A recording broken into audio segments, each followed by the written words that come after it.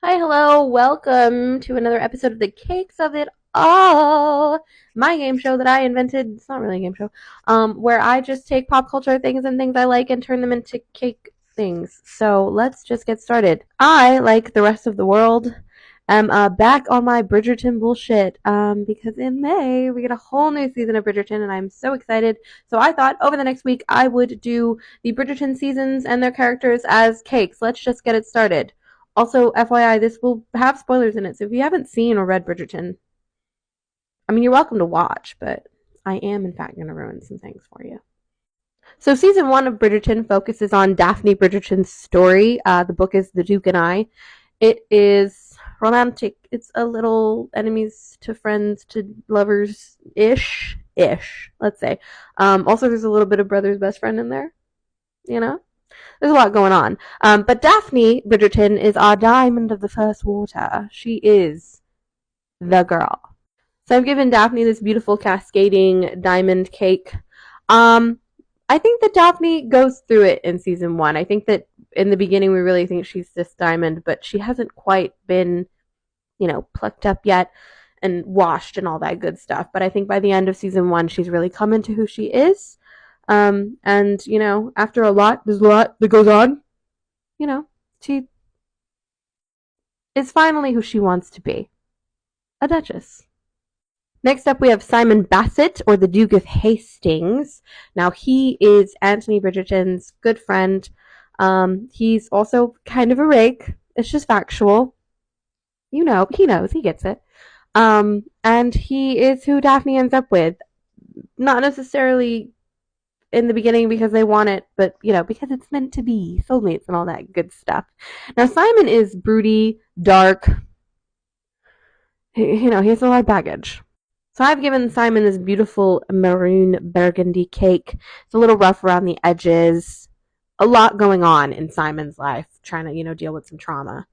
But he does have this beautiful flower named Daphne in his life now, and together they're going to figure it out. In alphabetical order, we have the Bridgerton brothers. This is Anthony Bridgerton, the Viscount Bridgerton. The mutton chop should tell you everything. He's going through it this season.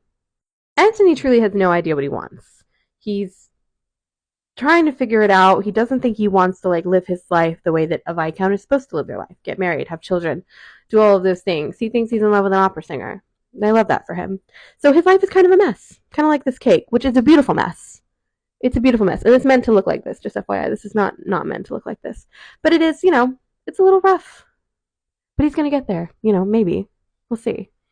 Next, he is baby. He is Benedict Bridgerton, our favorite artiste, and the second of the Bridgerton siblings. Also second of the Bridgerton brothers, but not it's really neither here nor there.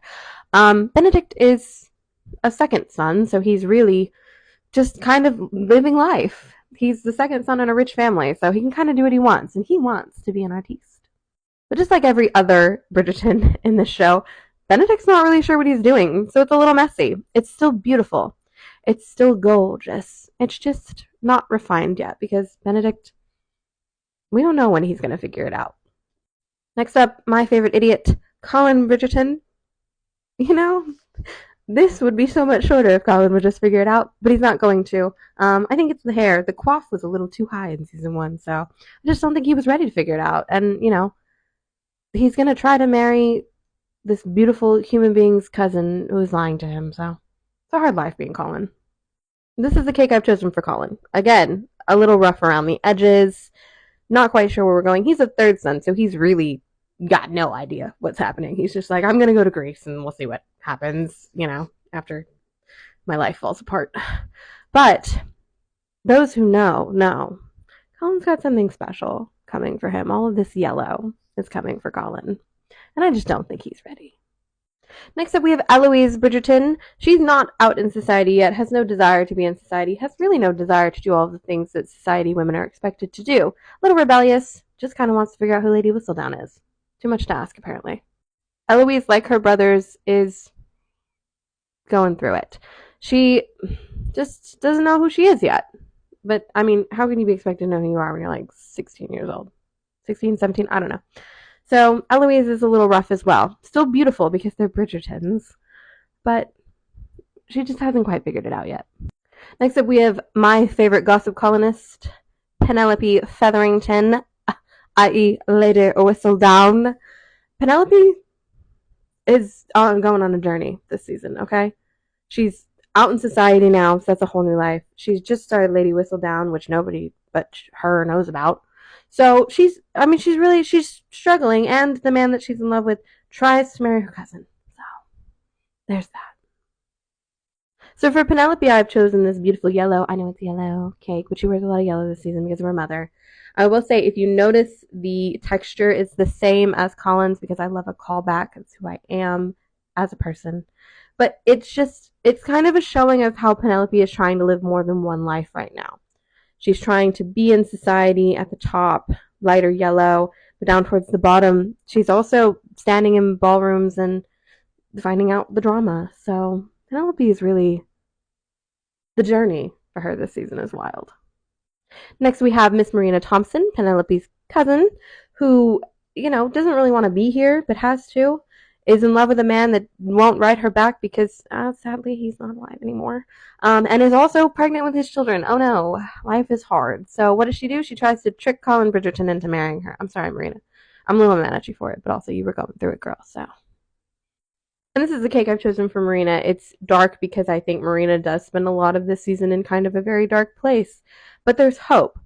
These beautiful flowers are representative, I would say, of the children inside of her and Philip Crane, who does end up coming to kind of save the day, despite, they're both not that happy about it.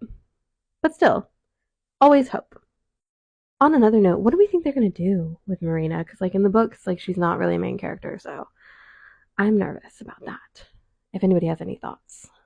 Now, next up, we have Will Mondrick. He's Simon's friend, and he's also a boxer, and he's honestly a big part of the season, and I think he's going to be a bigger part as we've seen going forward.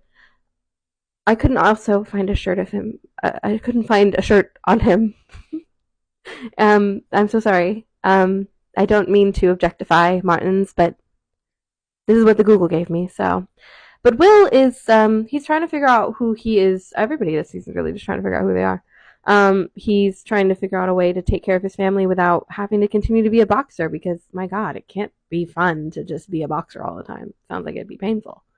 So for Will, I've chosen this really beautiful red cake. Red because boxing, there's going to be. But there's also possibility. These beautiful flowers, I think, represent his family. He's just, we're going to have to see what happens with Will in season 2 and, beyond that. Next up, we have everybody's favorite mama, the Dowager Viscountess Violet Bridgerton, who, listen, if I needed a second mother, this is who I would want in my life, because she just wants her children to be happy. But she also, kind of goes about it the wrong way sometimes. And, maybe just tell your daughters what life is going to be like for them before they leave your house, please. Now, this is the cake that I've given to Violet Bridgerton. It's simple but beautiful, interesting. I don't know why, but looking at it, I was a little sad because, Violet's husband is no longer with us. It's just, I think, very characteristic of what we see from Violet, that she is kind and quiet when she needs to be, but also understands the flair for dramatic that her whole family has. Next up, we have Lady Danbury, who I just love with my entire heart. She is the know of the know of the know of the ton. She is in everybody's business. She knows all the things, minus who Lady Whistledown is, but, some people think she might be Lady Whistledown. Obviously, it's not true, but it would make sense, honestly. I see why people, went in that direction. And this is the cake I've chosen for Lady Danbury. She wears a lot of this darker purple and red. It's just beautiful and interesting and elegant the way that Lady Danbury is. And last but most certainly not least, we have our Queen Charlotte, who is just trying to figure out who Lady Whistledown is and have a good season. Is that too much to ask? This is the cake that I've chosen for Queen Charlotte. The writing, obviously, because she's trying to figure out who Lady Whistledown is. It's beautiful. It's elegant. It's just like her. So that was season 1 of Bridgerton as Cakes. Get ready for season 2.